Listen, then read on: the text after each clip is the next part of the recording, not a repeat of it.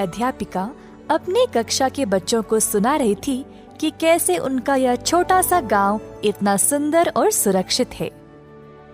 बच्चों, क्या तुम सबको पता है कि हम सब क्यों इतने खुश, स्वस्थ और सुरक्षित हैं इस गांव में? ये सब एक अच्छी चुड़ैल स्वस्ति की वजह से है।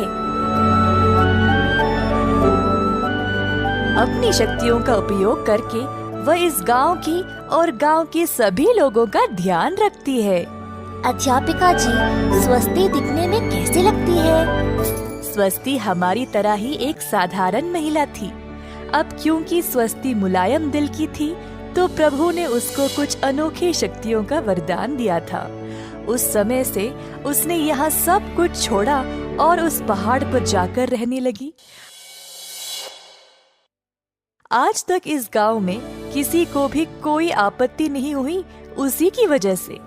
यहाँ के खेत, फूल, फल, लोग, उसने हर एक चीज का ध्यान रखा है। उसी की वजह से हम यहाँ एक सुखी जीवन बिता रहे हैं। पर अध्यापिका जी, क्या हम स्वस्ति को देख सकते हैं? स्वस्ति इसी गांव में रहती है, वो पहाड़ नवरत्नम के ऊपर। लोगों की उपस्थिति होने के समय वो आगे नहीं आती। अपनी शक्तियों से वह कोई भी मुसीबत को महसूस कर लेती है और कोई हानि पहुंचने से पहले ही उसको रोक देती है। लोग उसकी पूजा करने उसी पहाड़ पर जाते हैं। तो किसी को भी नहीं पता कि स्वस्ति दिखने में कैसी है ना? पिछले कुछ सालों से स्वस्ति पहाड़ के नीचे केवल 9 बार उतरी है, और वो भी सिर्फ कुछ कीमती मोतियों को पहाड़ पर रखने के लिए। ये मोतियाँ उसके स्वभाव का वर्णन करते हैं, तो इनको अपनी सही जगह पे ही हमेशा होना चाहिए, नहीं तो बहुत बुरा होगा। अब चलो बच्चों, आज के लिए इतना ही। सब अपने अपने घर जाओ। अब एक बच्चे के पिता उसको लेने आए थे, तो उन्होंने भी अध्यापिका जी की कहानी सुनी। उसका नाम था गणेश और गांव में नया आया हुआ था। उसको पता नहीं था कि यह कहानी सच है या नहीं, पर उसने सोचा कि अगर उसको और मोतियों में से अगर एक भी मोती मिल गया तो वह जीवन भर अमीरों की तरह जी सकता है। तुरंत गणेश ने अपने 4 आदमियों को बुलाया और सीधा पहाड़ पर गया मोती चुराने के लिए।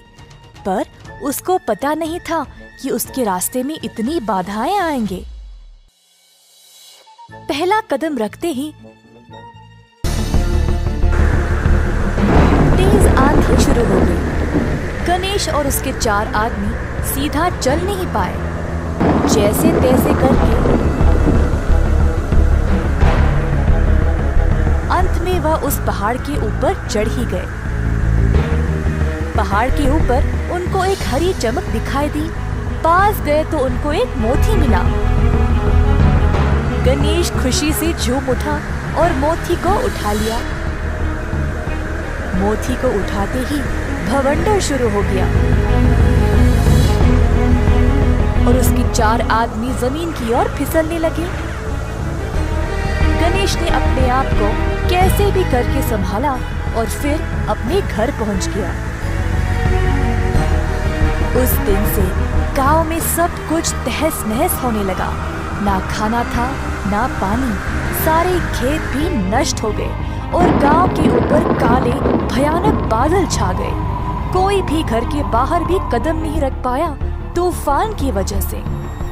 आखिरकार गांव का एक बूढ़ा आदमी गणेश के पास गया और बोला, तुमने बहुत गलत किया। तुम्हारी वजह से पूरा गांव पीड़ा में है। अपनी करनी को ठीक करो, नहीं तो हम सब मर जाएंगे। बूढ़े आदमी के जाने के बाद गणेश ने अपने किए हुए पर ध्यान दिया। उसने मोती अपनी जेब से निकाली और अपने परिवार की ओर देखा। बेचारों को ना नींद थी, ना खाना पीना। गणेश को बहुत बुरा लगा और अंत में गणेश ने मोती को वापस रखने का निर्णय लिया। आंधी के बीचों बीच गणेश वापस उसी स्थान पर गया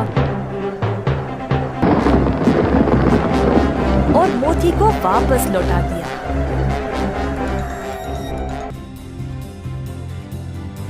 गणेश के ऐसा करते ही सारी परेशानी खत्म हो गई और गांव की स्थिति वापस शांत और सुंदर हो गई। इस घटना के बाद स्वस्ति गांव में आई सबको उन मोतियों का महत्व बताने के लिए। उस दिन से किसी ने भी मोतियों को छूने की हिम्मत भी नहीं की।